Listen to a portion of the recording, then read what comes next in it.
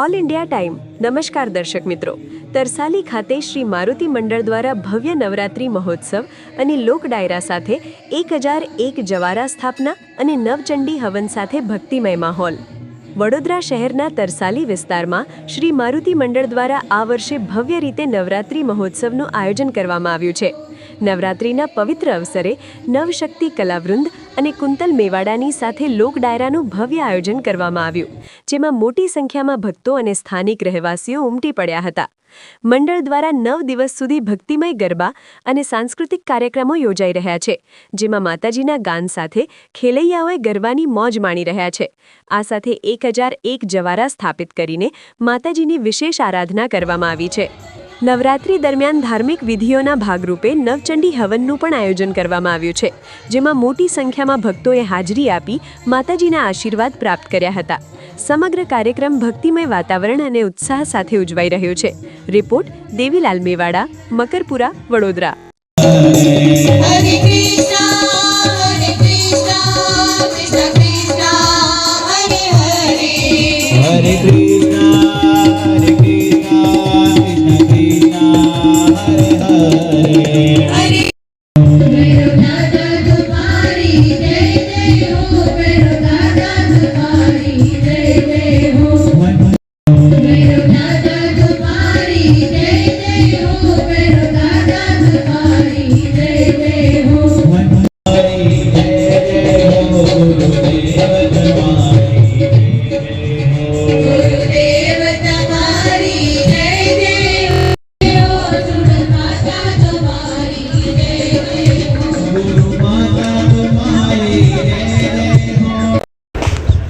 चैत्र नवरात्र आया है एना बाबत में शू कहो तमे?